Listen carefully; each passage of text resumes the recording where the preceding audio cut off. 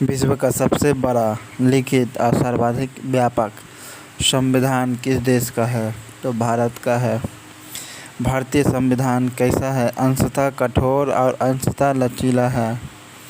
भारतीय संविधान कैसा है? अंशतः कठोर और अंशतः लचीला। भारत का संविधान किस प्रकार का है? नम्य और अनम्य। भारत का संविधान किस प्रकार का है? नम्य और अनम्य है।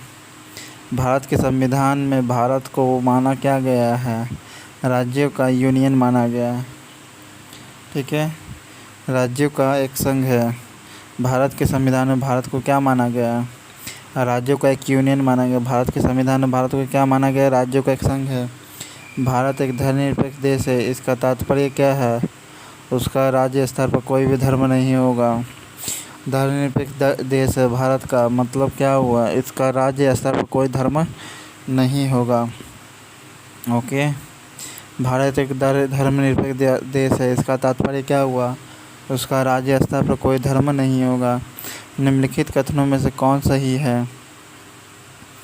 भारत एक संसाधनात्मक प्रजातंत्र है। भारत का कथनों में बताना कौन सही है? भारत एक संसाधनात्मक प्रजातंत्र है। ठीक है, फेडरल रिपब्लिक है। फेडरल रिपब्लिक है। भारत एक क्या है? भारत एक फेडरल रिपब्लिक है। फेडरल रिपब्लिक है, संसाधनात्मक प्रजातंत्र है। भारत संविधान के संबंध में कौन सा कथन सही है? यह उपयुक्त कथन गलत है। दूसरे देशों के संविधान से प्रभावित है। हाँ है। कौन सा कथन सही है इसमें बताना है दोस्तों। क्या भारत के संविधान भारत संसदीय पद्धति सरकार की व्यवस्था करता है? संसदीय पद्धति की सरकार की व्यवस्था करता है। हाँ करता है। भारतीय संविधान द्वारा स्वतंत्र न्यायपालिका की स्थापना की गई। हाँ की गई है।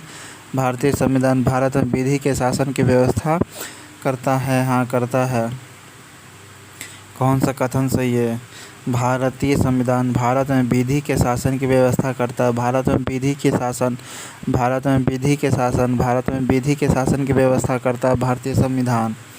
भारतीय संविधान द्वारा स्वतंत्र न्यायपालिका की स्थापना की गई है। भारतीय संविधान स्वतंत्र न्यायपालिका की स्थापना की गई है। भारतीय संविधान द्वारा न्यायपालिका की स्वतंत्र स्थापना की गई है। भारतीय संविधान में संसदीय पद्धति की सरकार की व्यवस्था करता है। भारतीय संविधान भारत में संसदीय पद्धति का ठीक है फेडरल सिस्टम का सरकार व्यवस्था करता है। संसदीय पद्धति की सरकार की व्यवस्था करता है। कौन सा कथन सही नहीं है? तो इसमें गलत बताना। भारतीय संविधान मूल अधिकारों को समाविष्ट किया गया है। ये क्या संविधान में प्रभु संपन्न लोकतंत्र पंथ निरपेक्ष समाजवादी संविधान है? तो कौन गलत है? संविधान के प्रवर्तन के समय से ही संविधान में मूल कर्तव्य है। नहीं, मूल कर्तव्य जोड़ा गया था। भारतीय संविधान में मूल अधिकारों को समाविष्ट किया गया। हाँ किया गया है।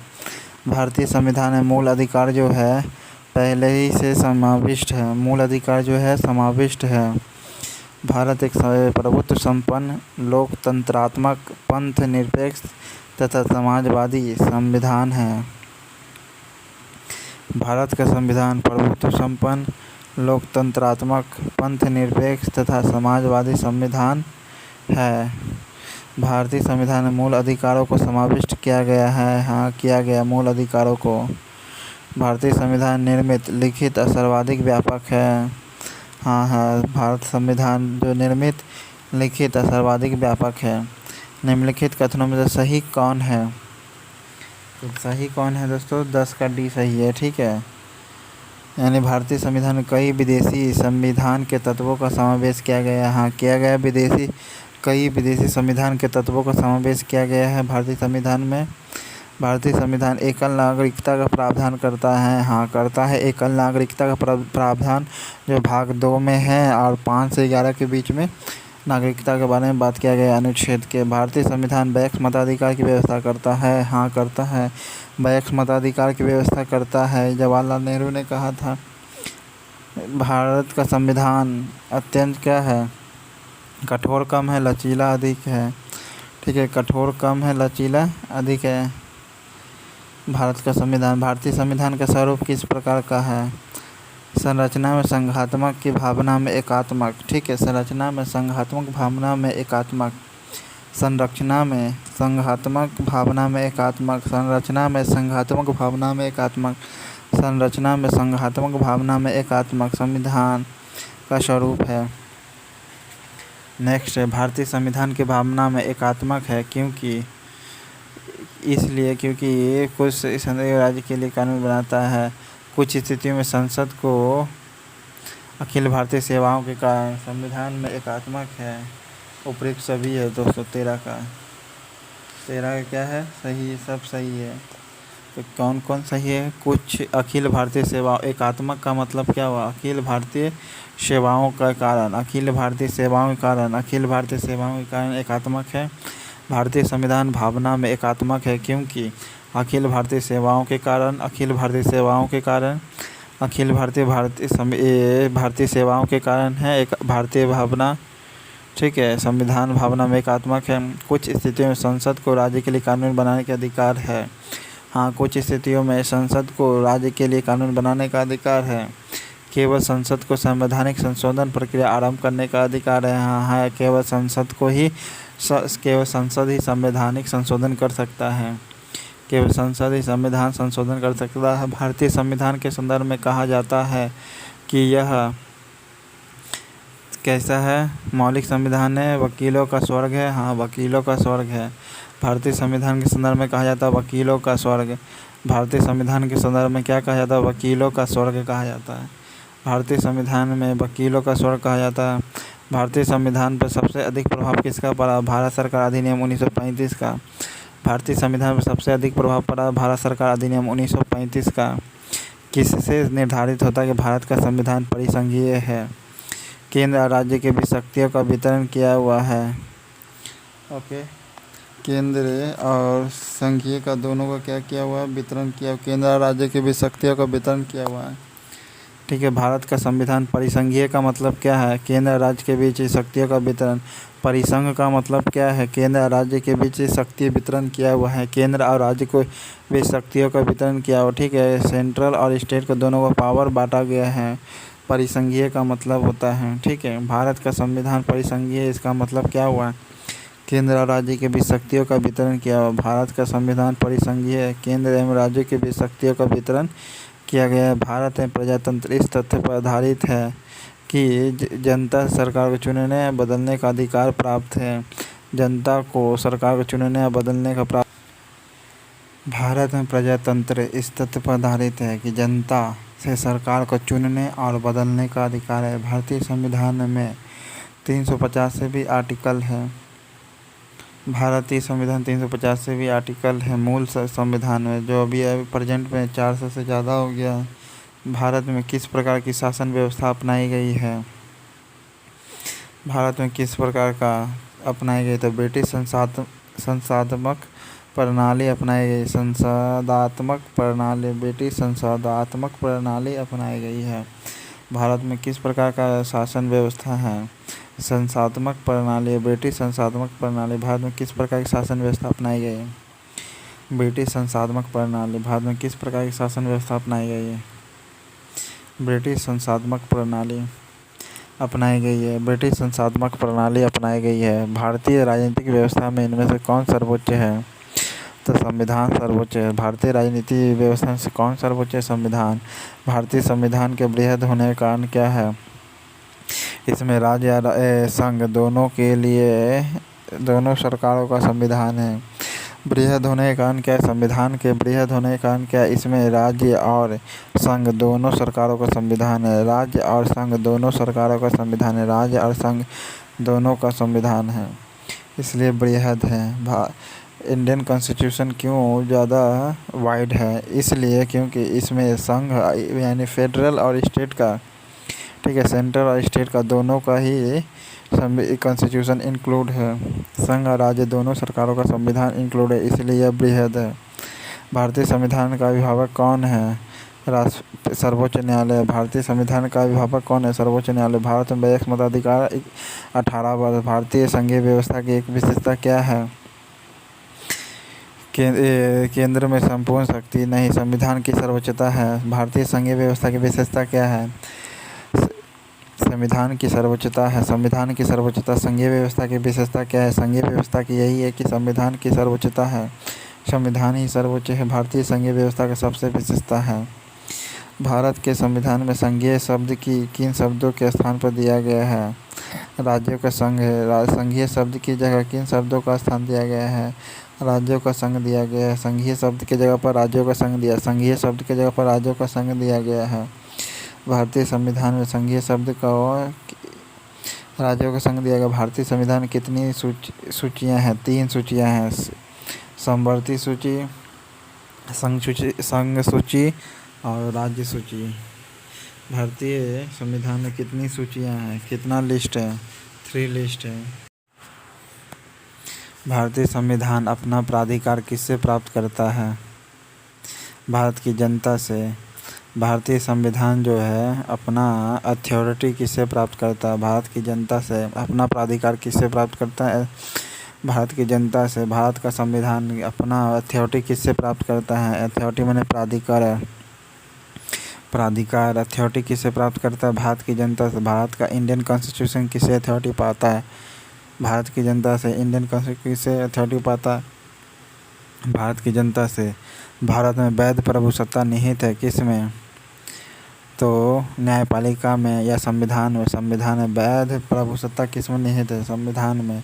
लीगल प्रभुसत्ता किस में निहित है? तो संविधान में। वैध प्रभुसत्ता किस में निहित है? लीगल प्रभुसत्ता किस में निहित है? संविधान में। वैध प्रभुसत्ता किस में निहित है? संविधान में। भारत में वैध प्रभुसत्ता किस में निहित है? संविधान में। भारत में वैध प्रभुसत्ता किस में निहित है? संविधान में। भारतीय संविधान की रचना किस प्रकार की है? कुछ एकात्मक कुछ कठोर। भारतीय संविधान की रचना किस प्रकार की है? कुछ एकात्मक कुछ कठोर। कुछ एकात्मक कुछ कठोर। कुछ एकात्मक कुछ कठोर है भारतीय संविधान की संरचना। ठीक है, स्ट्रक्चर जो है भारत का कुछ एकात्मक है और कुछ कठोर है। भारतीय संविधान मूलतः संघात्मक स्वरूप का है। हाँ है मूलतः। अनुच्छेद 352 में राज्यों में संवैधानिक तंत्र की विफलता की दशा में प्रावधान है क्या? देखिए 30 का बोल रहा है दोस्तों, तो 30 का सी होगा। ठीक है, ए सही है परंतु आर गलत है। भारतीय संविधान मूलतः संघात्मक है, ठीक है, लेकिन संवैधानिक तंत्र की विफलता की दशा का प्रावधान है राज्यों में नहीं। लिखित संविधान की अवधारणा सर्वप्रथम कहाँ से जन्म लिया गया? तो फ्रांस से लिया गया। लिखित संविधान की अवधारणा कहाँ से ली गई सर्वप्रथम? तो फ्रांस से ली गई थी। सर्वप्रथम कहाँ जन्म लिया था? फ्रांस से। लिखित संविधान की अवधारणा सर्वप्रथम कहाँ जन्म लिया था? तो फ्रांस में। लिखित संविधान की अवधारणा सर्वप्रथम कहाँ जन्म लिया था? फ्रांस में। अध्यात्मक यानी हेडेड शासन का उदय सर्वप्रथम किस देश में हुआ था? तो संयुक्त राज्य अमेरिका में। अध्यात्मक शासन का उदय सर्वप्रथम किस देश में हुआ था? संयुक्त राज्य अमेरिका में। संयुक्त राज्य अमेरिका में हुआ था। ठीक है, अध्यक्ष वाला शासन का उदय सर्वप्रथम किस देश में हुआ था? अमेरिका में। अध्यक्ष वाला शासन किसके शासन का उदय सर्वप्रथम किस देश में हुआ था? संयुक्त राज्य अमेरिका में। अध्यक्ष वाला शासन किस देश में सर्वप्रथम उदय हुआ? अमेरिका में। भारतीय संघवाद को किसने सहकारी संघवाद कहा है? सहकारी संघवाद किसने कहा है भारतीय संसद को? तो 33 का ए कहा जी ऑस्टिन ने। भारतीय संघवाद किसने कहा है? जी ऑस्टिन ने कहा है। भारतीय संघवाद किसने कहा है? जी ऑस्टिन ने कहा। भारतीय संघवाद को किसने सहकारी संघवाद कहा है? जी ऑस्टिन ने कहा। भारतीय संघवाद को किसने सहकारी संघवाद कहा दिया है? जी ऑस्टिन ने। भारतीय संघवाद को सहकारी संघवाद किसने कहा? जी ऑस्टिन ने कहा। जी ऑस्टिन ने कहा। भारतीय संघवाद को किसने सहकारी संघवाद कहा है? जी ऑस्टिन ने कहा है। जी ऑस्टिन ने क्या कहा है? भारतीय संघवाद को सहकारी संघवाद। भारतीय संघवाद को सहकारी संघवाद किसने कहा? जी ऑस्टिन ने कहा है। भारतीय संविधान संघात्मक है? हाँ है। भारतीय संविधान ना तो संघात्मक है ना ही एकात्मक है। हाँ सही है, दोनों कथन सही है दोस्तों। ना तो संघात्मक है ना ही एकात्मक है। भारतीय संविधान संघात्मक है, अर्ध संघात्मक है? हाँ है। भारतीय संविधान जो है अर्ध संघात्मक है। भारतीय संविधान जो है अर्ध संघात्मक है। ओके, ये अर्ध संघात्मक होने का कारण क्या है? ना तो ये संघात्मक है ना ही एकात्मक है। ना ये संघात्मक है और ना ही ये एकात्मक है, इसलिए अर्ध संघात्मक है। ना ही ये संघात्मक और ना ही एकात्मक है। ना ही संघात्मक और ना ही एकात्मक है, तो अर्ध संघात्मक है इसीलिए। निम्न कथनों पर विचार करना। संसदीय शासन भारत के लिए उपयुक्त नहीं है। भारत में संसदीय संप्रभुता नहीं है। देखिए दोस्तों, 35 का आपका डी होगा, ठीक है। 35 का डी में कह रहा ए गलत होगा परंतु आर सही होगा, ठीक है। भारत में संसदीय संप्रभुता नहीं है। संसदीय संप्रभुता नहीं है, हाँ नहीं है। इसमें जनता ही संप्रभु है, संसद संप्रभु नहीं है, जनता संप्रभु है, ठीक है। भारतीय शासन भारत के लिए उपयुक्त नहीं है। संसदीय व्यवस्था भारत के लिए उपयुक्त है, हाँ है, लेकिन इसमें गलत है दिया, इसमें नहीं दे दिया, तो जो कि गलत है। भारतीय संसदीय शासन भारत के लिए उपयुक्त माना गया है, ठीक है। और इसमें संसदीय संप्रभुता नहीं है बल्कि जनता संप्रभु ही है, ठीक है। संविधान संप्रभु ही है। भारत में राजनीतिक व्यवस्था मूलतः लक्षण क्या है? यह एक लोकतांत्रिक गणतंत्र है। भारत में राजनीतिक व्यवस्था मूलतः क्या है? यह एक लोकतांत्रिक गणतंत्र है। इसमें संसदात्मक रूप की सरकार है। इसमें फेडरल गवर्नमेंट है। सर्वोच्च सत्ता भारत की जनता में निहित है, हाँ है। सर्वोच्च सत्ता भारत की जनता में निहित है, हाँ है। संसदात्मक रूप की सरकार है, हाँ है। फेडरल गवर्नमेंट है, हाँ है, जनता में निहित है। निम्नलिखित में से कौन सी विशेषता भारतीय संघ और अमेरिका संघ दोनों में साझी है? तो संविधान की व्याख्या के लिए संघीय उच्चतम न्यायालय है। संविधान की व्याख्या कौन करता है? संघीय उच्चतम न्यायालय, यानी जो फेडरल का सुप्रीम कोर्ट है वो संविधान की व्याख्या करता है। दोनों में समान, भारत और अमेरिका दोनों में ही संविधान का व्याख्या कौन करता है? सर्वोच्च न्यायालय करता है। भारत अमेरिका दोनों में ही संविधान की व्याख्या कौन करता है? अमेरिका करता है। भारत में सर्वोच्च माना गया है किसको? संविधान को। भारत में सर्वोच्च माना गया किसको? संविधान को। भारत में सर्वोच्च माना गया संविधान को। अब भारत अमेरिका में समानता यही है कि संविधान की व्याख्या करेगा सुप्रीम कोर्ट। भारतीय संविधान को आप किस प्रकार वर्णन करेंगे? विश्व के सबसे बृहद संविधान में से एक है, विश्व का सबसे विस्तृत संविधान में से एक है। भारतीय संविधान को आप किस प्रकार वर्णन करेंगे? विश्व के सबसे विस्तृत संविधान में से एक। भारत का संविधान मान्यता प्रदान करता है धार्मिक और भाषाई अल्पसंख्यकों को। धार्मिक व भाषाई अल्पसंख्यकों को मान्यता प्रदान करता है। धार्मिक व भाषाई अल्पसंख्यकों को मान्यता प्रदान करता है भारतीय संविधान। भारतीय संविधान किसको मान्यता प्रदान करता है? धार्मिक व भाषाई अल्पसंख्यकों को। भारतीय संविधान मान्यता प्रदान किसका करता है? धार्मिक व भाषाई अल्पसंख्यकों को मान्यता प्रदान करता है। विश्व का सबसे बृहद संविधान है, सर्वोच्च माना गया संविधान को। भारत और अमेरिका में क्या समानता है कि दोनों का कॉन्स्टिट्यूशन जो है व्याख्या करेगा कौन? सुप्रीम कोर्ट करेगा।